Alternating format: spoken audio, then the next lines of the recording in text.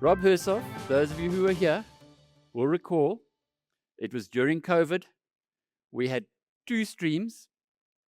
In fact, next time you go into Monk's Cowl and Summit next door, you'll see, if you look carefully, that between the two, there's a wall, and there are openings, there are doors on the openings. And what happened was, at the time, the authorities, in their great wisdom, said you're not allowed to go to the beach, you're not allowed to buy cigarettes or alcohol.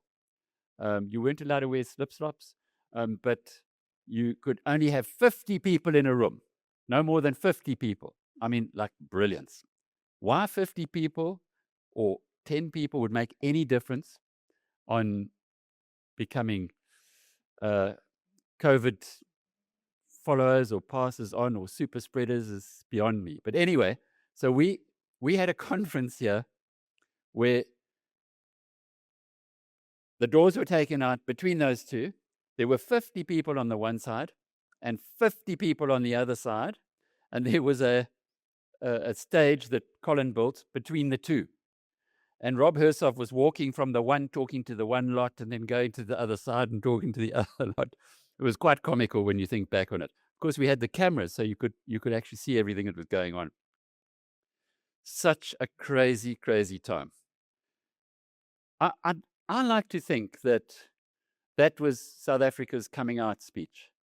I really like to think that. Doing the work that I do, I talk to business a lot, and I gauge sentiment from business a lot. And the timidity at that time was almost palpable. And here this guy got up, billionaire, signed to a family which has been in this country, one of the dominant families in business in this country for so long, and he was laying it all on the line. And he said, Voetsek ANC. Well, that video 4 years ago has now been watched by more than 635,000 people. Okay, so how many is that? Go to Ellis Park next time when the Springboks beat the All Blacks, and you'll see that if you take 10 of those, look around you, see how many people. It's almost like you can't conceive that there's so many people in one rugby stadium. But there are 10 of those have watched Mr. Hersov. And I think he energized a whole nation into saying, it's okay to speak up. It's okay to say Voetsek to these guys who've been robbing us blind for as long as they have. And it's the consequence that the polling says in Johannesburg, the richest city in the country, those guys are going to get 18% in the next election. It's extraordinary. We come from an extraordinary place, but it does show that one person can make a difference. Rob's story is interesting. He comes from the Hersov family, goes back generations, mining, finance, and industry. He's got a long life ahead of him. His dad is turning 100. Next week, is it? Basil Hersov. He was a fighter pilot in the RAF. SAF. Okay, but like RAF, SAF. It was a Spitfire, though, wasn't it? Don't tell me it was a Lancaster. Spitfire, okay. A Spitfire in the Second World War. And the smart thing that happened when the Hersov and the Mendel family split, no, I'm not going there. But anyway, the Hersov families took the asset that has grown, and the other side, the mining, didn't do as well. Rob went to Harvard, where he did an MBA, and he made his own fortune, inter alia selling the European competitor to NetJets, which is owned by Warren Buffett. Sold it to Warren Buffett. These days, he's better known for saying what he thinks loudly. He's a leading voice for Western Cape autonomy. I don't know if it's independent still. It certainly is very much devolution. He's a frequent critic, that's putting it mildly, of government policy. And as of last year, the founder of his own conservative, not right-wing, conservative media venture built to give that side of the spectrum a bigger platform. Whatever you make of his politics, nobody could ever accuse my friend Mr. Hersov of being boring. Welcome, Rob. It's lovely to have you back. This BizNews production is brought to you by Brenthurst Wealth, a multi-award-winning, truly independent boutique wealth manager. Invest better with Brenthurst. Thank you very much. I hate to take any credit for that speech, but it did touch the match and strike a match on something. And I got asked as I walked in by someone saying, "I can't believe you don't have any security." And I jokingly said, "They think I have security, and therefore everyone around me could be security. So they have no idea. I keep them guessing." But the real answer I should have given is, there are so many extraordinary people in this country that have stood up or have been standing up and even stood up before I did and calling it out like it is, that the death threats have gone. There are whistleblowers. There are Ian Camerons in government. There are Dean McPhersons. There are Corne Mulders. There's AfriForum, Solidariteit, IRR. There's BizNews. It's a panoply of extraordinary, brave, courageous people doing what they weren't doing, couldn't do 5, 6, 7 years ago. And I was just there at the beginning, and I'm taking credit for something that they are working a lot harder for, and they will have a lot more sustainability. They have thicker skins. They are more courageous. And I want to thank them all, and a lot of unnamed people. To those people, I want to thank you for what you're doing and what you continue to do. Now, I shouldn't have gone to any of the speeches today, because I had a roller coaster of emotions, which is going to affect my speech. You see, I haven't started reading it yet, which is going to affect my speech. I got so depressed when I listened to Ian Cameron about the incredible work he's doing. But 10 years, he says, 10 years he needs to fix just SAPS. And the rot, the cadres, the incompetence, the corruption, the mafia is endemic in South Africa. It's at every single level. It's down to school sports. How do you fix that? You need 1,000 of Ian Camerons. And he said, we should be firing people at will. And then you listen to Dean McPherson, who said, guys, everybody asked me why I'm not moving faster. I'm the only guy that changed. I came in as minister. The 5,000 people I inherited are the same 5,000 people that have been doing the same inefficient, corrupt nonsense for 20 years. It's going to take Dean 20 years to fix that department. Or we need 2,000 deans. So I was very depressed after those. Then I went, the mistake of having breakfast with Johnny Copeland, got super fired up. He says, if you're resilient and you work it out, you can make a lot of money in this country. It's very investable. Then I listened to Whitey Basson. He said, because the ANC has chased away foreign direct investors, there's very little competition. It's much easier to make money. I thought that's probably true. And then I went and listened to Stafford Maisie, my partner. And I got every time he speaks, I get more and more excited. I'm backing him on a big project. He is the future of South Africa. I want to make those speeches, not this speech. Right. I better start my speech. What have I run out? I've run out 3 minutes already. Basically, my wife and a lot of other people are saying, Rob, you no longer need to lambaste the ANC and call them for what they are, corrupt, incompetent mafia, because they are dying. Prince Mashele, they're going to be gone by 2029. Frans Cronje's polls, they're as good as dead. They're certainly going to get destroyed in the municipals. They're collapsing under their own malevolence and inefficiency. You don't need to push them any further. But it's the only thing I'm good at in public speaking. It hasn't worked out very well with me on all the other topics, okay? I'm quite good at that one. So is it time for me, with 60 minutes in the game, to be taken off the field with my self-appointed 100 caps and retire? Because is it relevant anymore what I'm saying? There's so many people who are actually doing what I'm saying, making a difference, and helping make South Africa somewhat investable. But the question is, what I'm supposed to talk about. Is South African investable? And I don't want to be that grumpy old guy, and I'm 66 this year. I'm going to live forever. I don't want to be that grumpy old guy that says, the ANC have destroyed everything. It's unfixable. Forget it. I'd like to tell it like it is, as Alex asked me to do, but explain how we survive, how we invest, where we invest, and leave some hope on the table.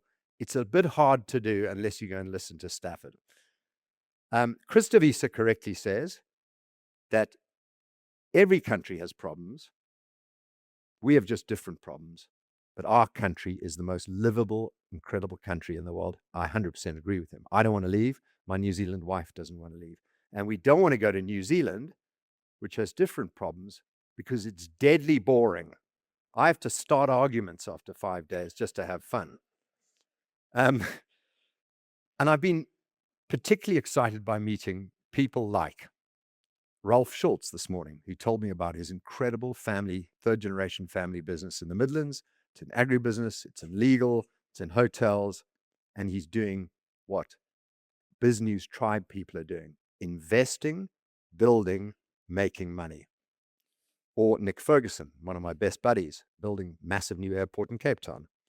Nick French, another buddy of mine that I'm backing, who's launched the first betting exchange in South Africa, BetMatch, and I'm backing him to do a prediction market. And I'll tell you why a prediction market, and Alec knows this stuff really well, is the way to go. Or so many other people, many of them in the room, building, investing, and making things happen. But then, I follow BizNews, all the podcasts, I read all the articles, I've penned a few, but I also read, and I know we're not supposed to mention competitors, Newsday, because it's very easy to read. It's just a whole bunch of headlines. And the headlines are generally very depressing. I'll just take you 2 days last week. 1, a man made R1 million a month selling bread to South African prisons and never owned a bakery. The Eastern Cape gave one company 3.4 billion rand in travel and accommodation contracts. And here's my favorite. The Defense Department spent 27.8 million rand on pothole machines, Defense Department, in 2021. By last month, not one pothole had been repaired by them. And I can go on and on and on. You know this. And, with deranged ideologies that the ANC has, there I'm going at it again, BEE, which is theft, EWC, which is theft, I can't say that South Africa is broadly investable. And if I was a Martian looking at Earth and I had year 2000, I learned everything about the Earth, and then I looked at 2026. Where would I allocate my money? Maybe I'd allocate 1% of my Martian portfolio to Africa. But I wouldn't, if I looked at South Africa in the year 2000 and today, invest a cent in this country, not 1 cent. Do you know we're at the same wealth level per capita today as we were in 2007? We've gone nowhere. And worst of all, this is SARS numbers, so I'm sure it's much higher. SARS told Parliament that the illicit economy in South Africa is 12 to 15% of GDP. So I reckon it's 20%. A fifth of our GDP is gangster and mafia. And it's sophisticated, if you listen to Dean McPherson. That's about a trillion a year in illicit, criminal, and untaxed commerce. And call it what you want. It's thieves, gangsters, tenderpreneurs, political fixers bleeding the country to death. And we're not growing. We're at 1% economic growth. So take another fifth of that. And corporate South Africa knows this. Corporate South Africa has 1.8 trillion rand sitting in its bank deposits. Money it is not investing. What do they know that we don't know? They know what we know. They're not investing it in this country. Now, they need buffers, cash buffers, but I think 1.8 trillion is a bit much. Over 1,300 businesses were liquidated in the first half of this year. 1,300 companies. And even if Helen Ziller, a BizNews regular, a rock star, a heroine, a lioness, if she wins Johannesburg, which everyone thinks she will, what hope in hell does she have to actually fix it? And as she, like Dean McPherson has done, will make fixes, but they're putting lipstick on a pig. I think the gangsters in Joburg are more hardcore, more entwined into that massive economy than anywhere else, and they fight back. Look at what happened to my buddy Warris Stock. He was gunned down in cold blood on the streets of Johannesburg, and it was a hit. Paid 25,000 Rand to kill my buddy Warris on the streets because he was trying to tackle crime and gangsters kidnapping buildings. And when you separate the ANC and their gangsters from their money, you get killed. End of story. South Africa's broken, but it's survivable. It's eminently livable, and it's very, very inexpensive on the Mars Bar Index. But you've got to state-proof yourself. You've got to cut yourself off from Pretoria. If possible, live in an enclave, protected street, gated community. You've got to invest only in businesses that earn hard currency, that export, if you could help it, and do not rely on the state. You will be asked for envelopes. You will get awful policies imposed on you, and you will get jerked around forever. And if you want to see the dichotomy of that investing, look at two recent corporate results. We've got Valterra Platinum, an exporter, that just made a 15 billion Rand dividend payout. And on the flip side, ArcelorMittal, a domestic manufacturer, stuck with our rail and energy tariffs, just posted a 1.5 billion Rand loss and are deindustrializing. You thrive if you export. We're not the biggest citrus exporter in the world. We just overtook Spain. You suffocate if you rely on the domestic state. And we all pat each other on the back and say, Saffers are tough, boer maak 'n plan. When things get tough, we find a way, we knuckle down. But is that really intelligent if we're at the same level of wealth as we were in 2027?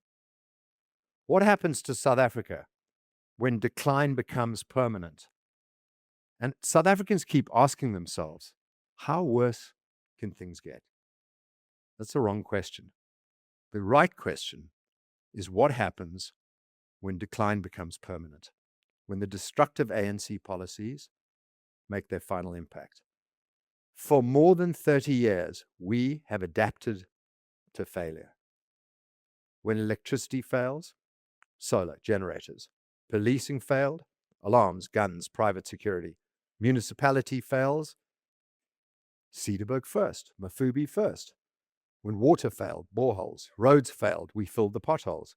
And when corruption was exposed, we developed amnesia, a group amnesia or PTSD. You read some of these corruption articles, but there's so many of them, you actually feel dizzy and move on. And every crisis became another inconvenience. Every failure, another expense. Every expense, another sacrifice. What we call resilience today would have been considered unacceptable 20 years ago. And the danger is not just the collapse of institutions like SAPS. The danger is collapse of expectations. South Africans no longer expect functioning municipalities.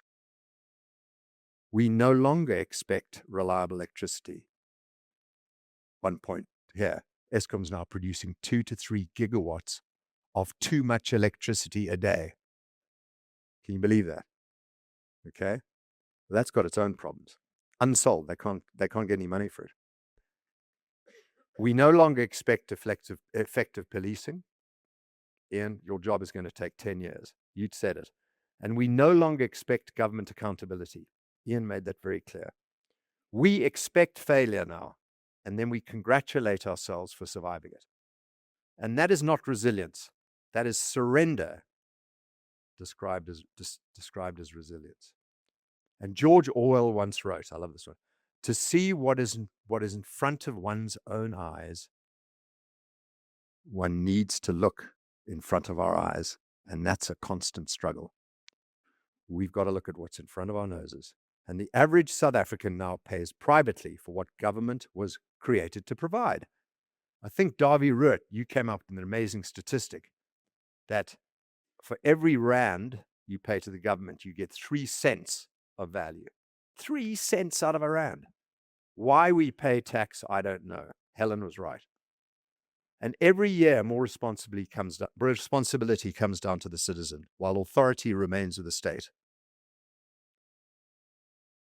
A citizen who spends his income defending himself from decline is not building a future. You are preserving the present and handing the burden to your children. And that is the true danger. So decline is becoming institutionalized, permanent, accepted, and normal. And the question we should ask ourselves is not whether the country is worse. The evidence already proves that. The question is this: at what point does survival stop being resilience and become acceptance?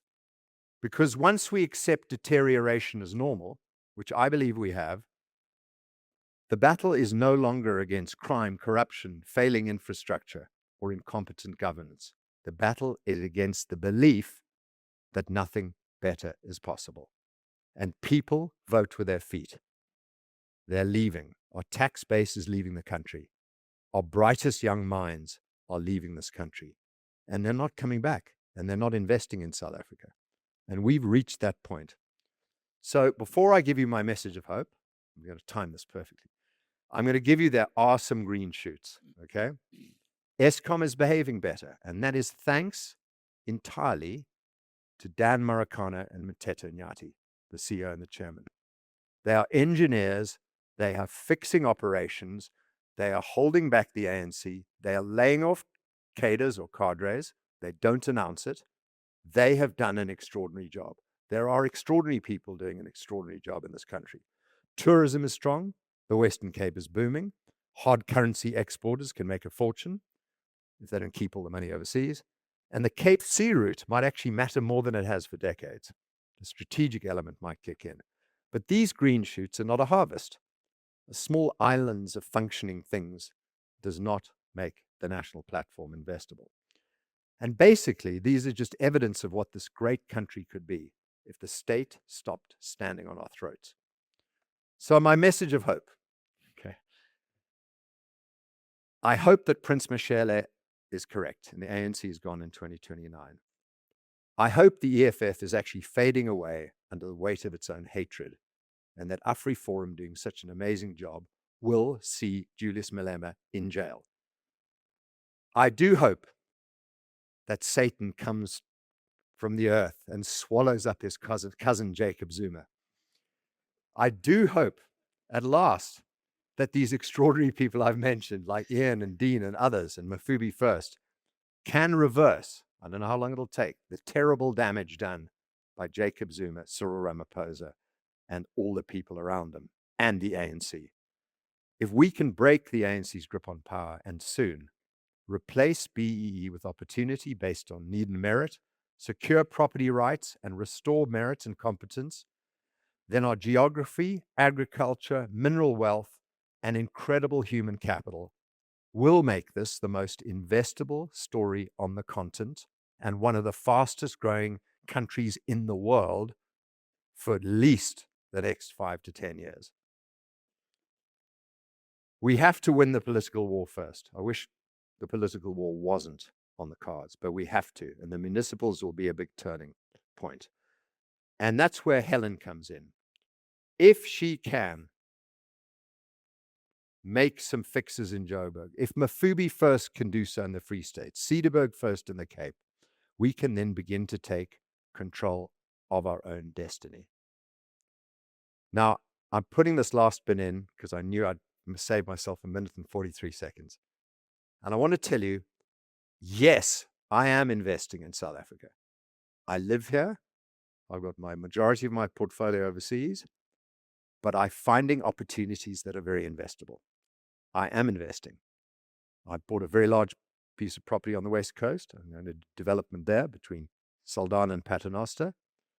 I'm backing Stafford Maisie in anything he does. He is extraordinary. Hans Havikal couldn't believe the speech. He said, I've got to talk to Stafford. It's the most incredible thing I've heard. You need to have been there, and you need to watch that, what he's going to tell you about. And I'm also backing a young man called Nick French.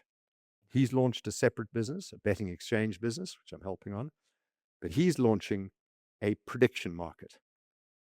Now, we all listen to the incredible polls of, of Franz Cronier. And when you remember polls before the MAGA Trump election, anyone who was asked, would you vote for Trump? usually their wife or husband was listening. So I'll never vote for him till the day I die. But in reality, a lot of those people did. They just didn't want to say it. So polls, as Gayton said, are for strippers. Okay. Polls, they'll tell you what they want to hear. In general, Franz Cronier has been correct. But prediction markets are where people put their money. And if you haven't heard of what I'm talking about, don't blame yourself. They've only been around for 2 years. In America, there's Polymarkets and Kalshi.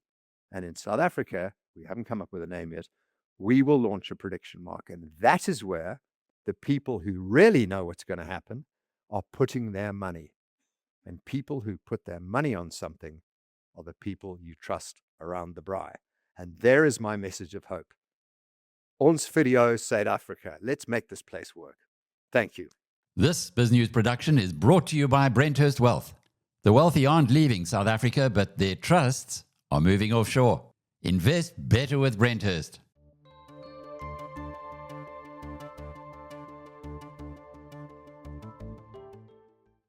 Start your day a step ahead.